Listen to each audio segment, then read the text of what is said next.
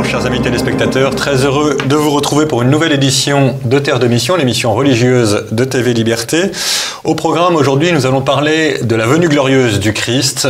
C'est quasiment de saison puisqu'on va bientôt fêter le Christ roi puis la Toussaint, donc la royauté du Christ sur l'ensemble de la planète et des nations. Donc on va parler avec Françoise Brennart de la venue glorieuse du Christ. Tout de suite, je me tourne vers Françoise Brennart. Bonjour Françoise. Bonjour Guillaume. Merci beaucoup d'avoir accepté notre invitation. Vous avez publié un livre sur un sujet qui, j'allais dire, devient à la mode, sur la venue glorieuse du Christ. Alors, cette venue glorieuse, c'est le Christ qui vient régner sur la terre, c'est ça ? Mais oui. Donc en fait, effectivement, en 2016, j'ai sorti ce livre qui est une étude du Nouveau Testament. Alors, le Christ va revenir pour le jugement de l'Antichrist. On lit par exemple 2 aux Thessaloniciens chapitre 2. Et en même temps, la vivification de ceux qui l'attendent. Hébreux chapitre 9 verset 28. C'est une régénération, dit Jésus, Matthieu 19. Une restauration, dit Saint Pierre, Actes chapitre 3. Et ce sera le règne de Dieu sur la terre comme au ciel, la prière du Notre Père étant une promesse. Mais nous ne sommes pas faits pour rester sur la terre. Au terme de ce règne de Dieu, au royaume des justes, ce sera le Christ qui va offrir ce royaume au Père, 1 Corinthiens 15, et nous entrerons dans l'éternité. Alors attendez, ça veut dire qu'il y a le jugement particulier, à notre mort nous sommes jugés, puis la venue glorieuse du Christ, puis la parousie, c'est ça ? Alors, chacun de nous est jugé à l'heure de la mort. À la parousie, il y a un jugement, parce que comprenez, chers spectateurs, Dieu ne peut pas régner sur la terre tant qu'il y a des ennemis de Dieu qui rejettent Dieu, qui ne veulent pas qu'il règne sur eux. C'est une parabole dans Luc chapitre 19. Jésus est très clair, c'est Jésus qui l'enseigne. Il dit, voilà, un homme part pour recevoir la dignité royale, et il revient, et ceux qu'il désire, qui son règne, eh bien, ils reçoivent autorité sur 10 villes.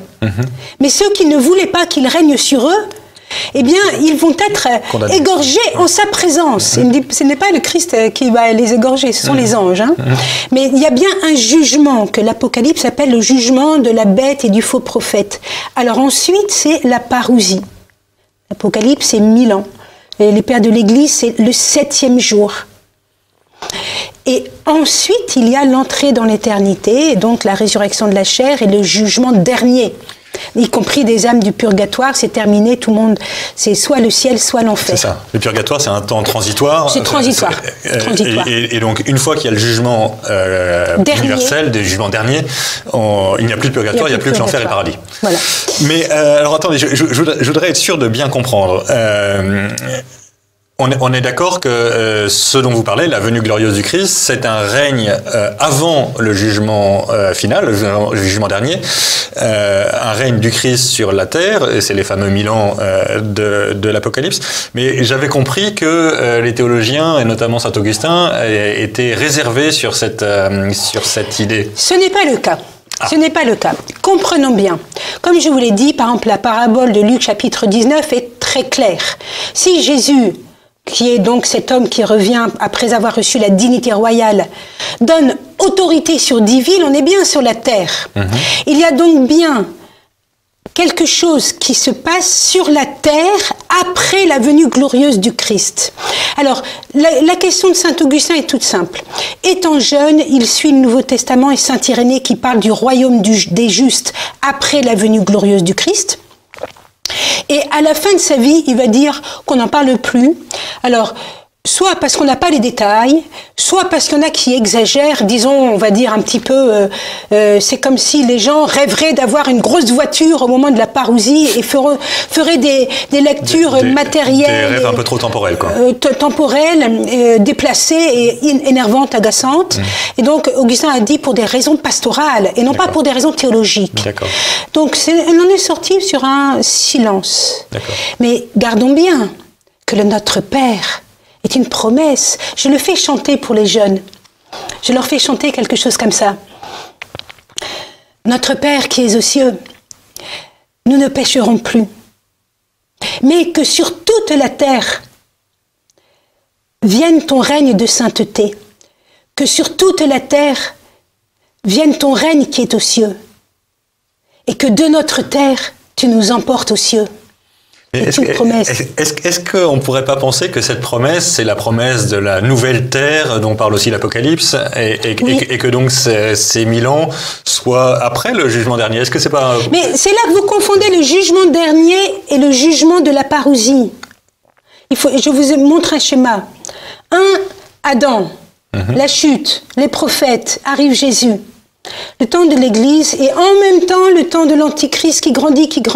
L'iniquité grandit en même temps que l'Église. Ça, Augustin l'a très bien compris. Le jugement de l'Antichrist, la terre est purifiée, exorcisée. C'est le temps de la parousie, le temps du repos, le temps du Shabbat, de l'ultime Shabbat, le temps du 7e jour. Mais à la fin, on entre dans l'éternité. C'est donc la résurrection de la chair et le jugement dernier. D'accord. Et donc, pendant cette venue glorieuse, la chair n'a pas encore ressuscité? Non, la chair n'a pas ressuscité. Vous vous rendez compte? Si la chair ressuscitait, mais c'est ce que pensait Saint Justin, il confondait les choses. Alors, il faudrait agrandir Jérusalem pour des milliards et des milliards d'êtres humains. C'est une absurdité. Si ce n'est que la résurrection de la chair, c'est aussi une chair transfigurée. Non, mais pas sur la terre. La résurrection de la chair, c'est pas sur la terre. Ou alors, la première résurrection, c'est simplement les saints qui apparaissent avec le Christ lors de sa venue glorieuse. 1 Thessaloniciens chapitre 3, ou bien dans Apocalypse 19, eh bien, le Christ vient avec les puissances des cieux, c'est-à-dire les anges, et les cavales revêtus de byssus blanc, c'est-à-dire les justes, les saints qui sont décédés et qui apparaissent avec le Christ, comme les apparitions du ressuscité après Pâques. Et leur byssus blanc, c'est leurs bonnes actions.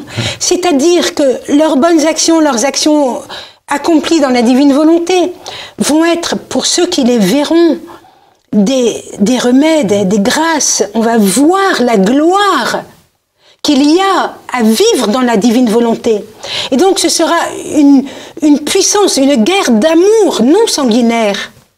Le Christ roi des rois n'est pas un soldat, n'est pas un djihad. Il ne va pas faire un goulag et une guerre. Mais par contre, il va conquérir les hommes à son amour.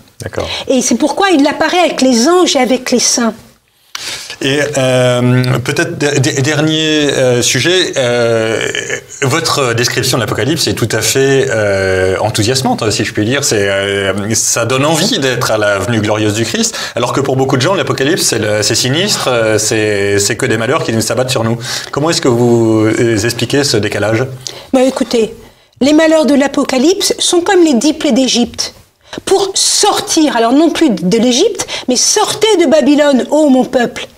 Pour aller où? Pour aller dans cette Jérusalem nouvelle. C'est-à-dire ce royaume des justes, disait saint Irénée, qui était le disciple de Polycarpe, disciple de saint Jean. On est donc tout près de la véritable interprétation de l'Apocalypse. Malheureusement, les œuvres de saint Irénée n'ont pas été lues en Occident jusqu'à l'époque moderne quasiment. Jusqu'à Érasme. Et encore, on n'avait pas la vraie conclusion, enfin, il a fallu attendre très longtemps. Je voudrais dire une chose importante, Guillaume. Allez-y. Si l'on oublie que la venue glorieuse du Christ va accomplir le règne de Dieu sur la terre, alors il va y avoir plusieurs dérives. Première dérive, on devient moraliste. Puisqu'on n'attend pas quelqu'un que l'on aime, on attend un jugement, et donc on devient moraliste. Ou bien on devient nihiliste. Ah bah voilà, Apocalypse, le monde va être détruit, c'est la fin du monde. Nihiliste, autant mourir tout de suite. Mais non, c'est pas ça du tout. Les jeunes, je vous écris ce livre, c'est pour que vous ayez un avenir, un enthousiasme. Vous avez un bel avenir devant vous. Un avenir même magnifique. Autre dérive encore plus dangereuse.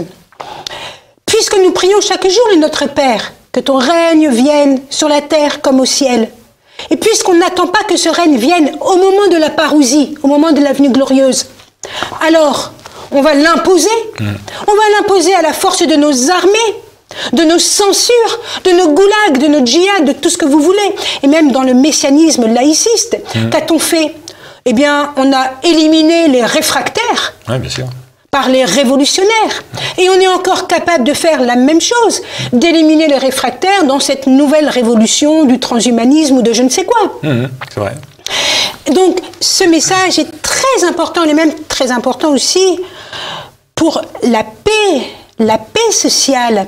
Je fais chanter aux jeunes, il ne nous revient pas de séparer les hommes, nous les bons, vous les mauvais. Non, il ne nous revient pas d'exterminer les hommes. Qui donc est assez pur pour juger d'autres hommes? Le jugement revient au Christ. Merci beaucoup, cher. On va malheureusement s'arrêter là, mais on reviendra à la charge puisque la semaine prochaine, nous allons reparler de la venue glorieuse du Christ dans un tout autre contexte. En tout cas, merci beaucoup, chère Françoise Brennart. La venue glorieuse du Christ est parue aux éditions du Jubilé en 2016. Et pour les jeunes, la venue glorieuse du Christ annoncée aux jeunes. Et donc c'est la même idée. C'est aux éditions également Bode, d'accord, pardon. Donc ça c'est pour les jeunes avec des pièces de théâtre, des chants, etc. Merci beaucoup.